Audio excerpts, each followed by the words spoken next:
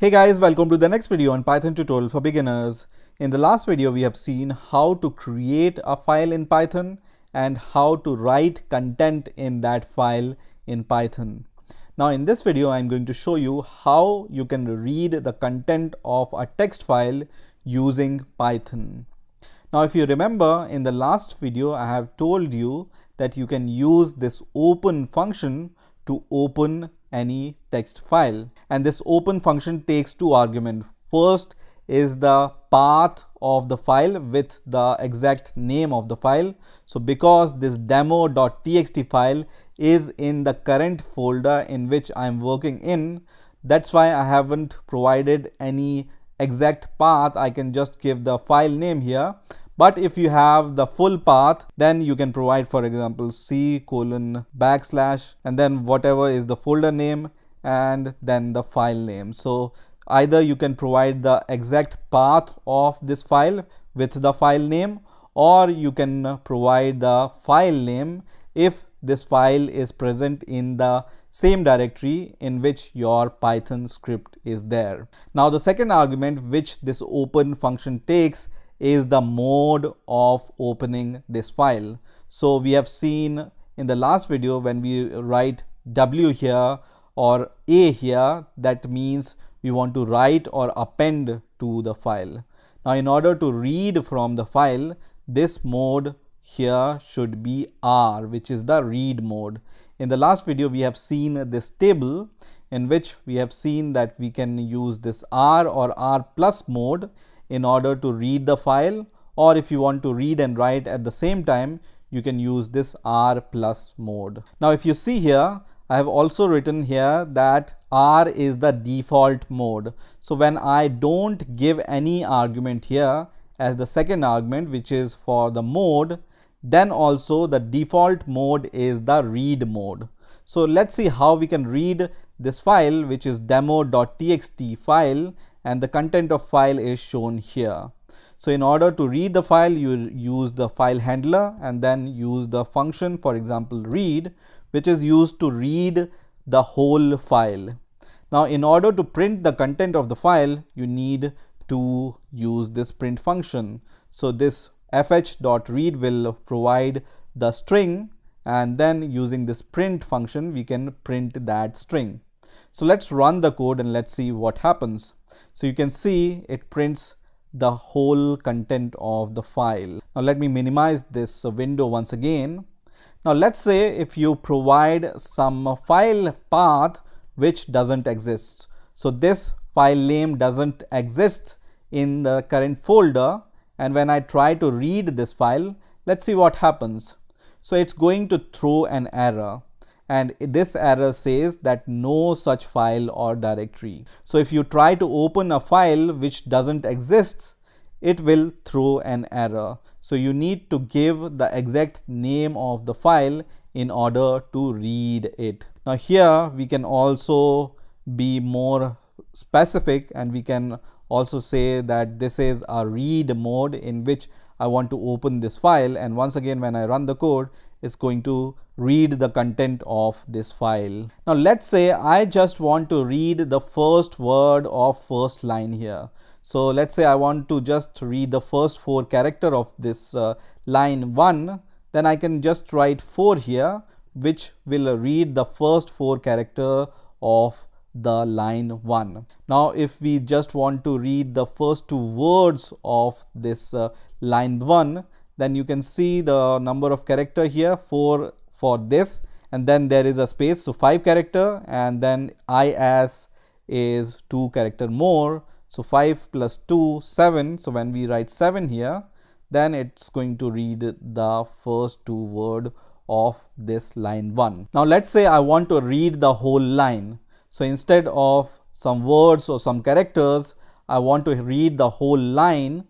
Then I can use a function called readLine, and this readLine function is going to read the first line of the text which is present in my file. So I'm going to just run the code, and you can see it reads the first line of my text file. Now if you want to read the next line, then you need to use this readLine function once again, and when I run the code once again, it's going to print the second line, and so on. So if you want to print the 3 lines, then you use this function 3 times. Now let's say you want to read some characters of the line 1, then you can once again write the number of character which you want to read and then run the code, and it will print the first 4 character of the first line.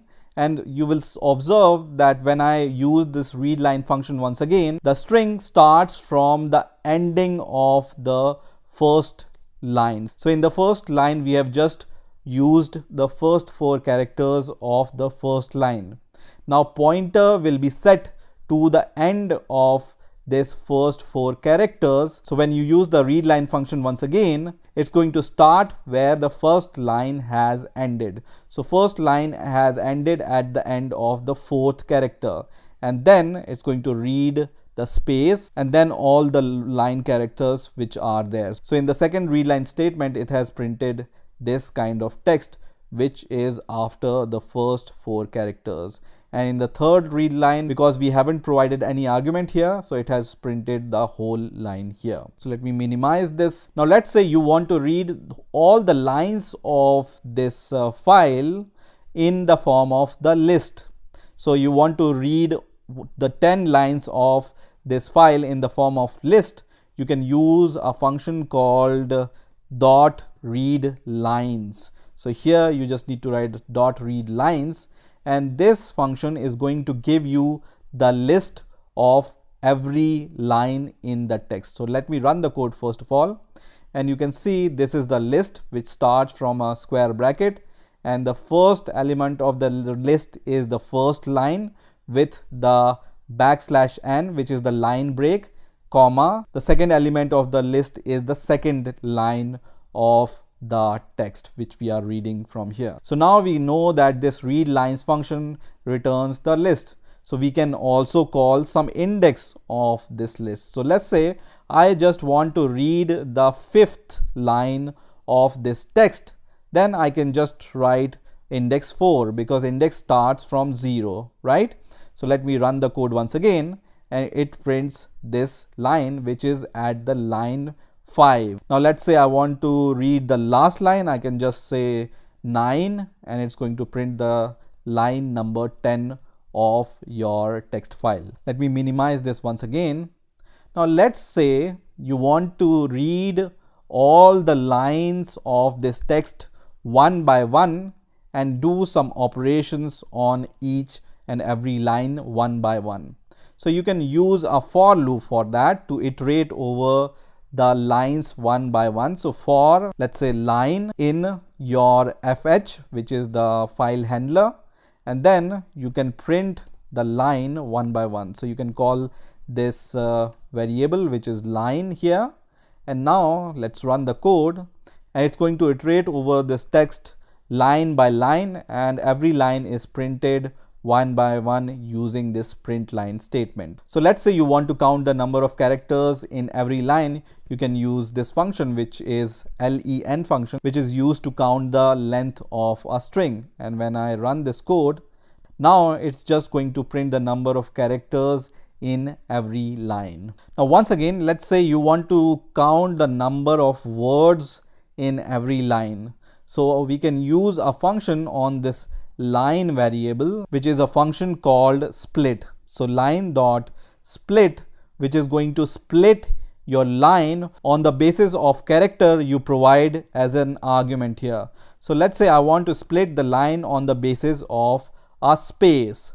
So let me run the code once again, and now you will see that it's going to give me the list of each and every word of every line.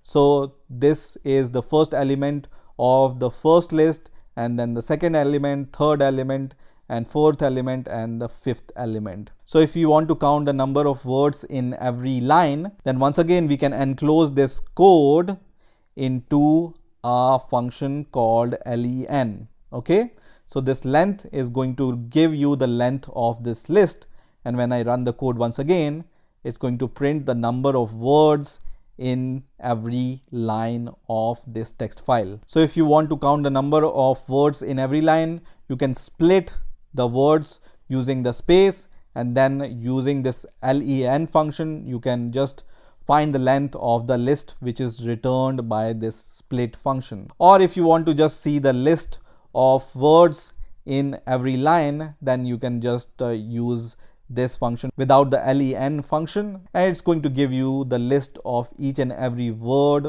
of every line of your text file. And of course, to make things easier, you can also use this with notation, which I've also told you in the last video.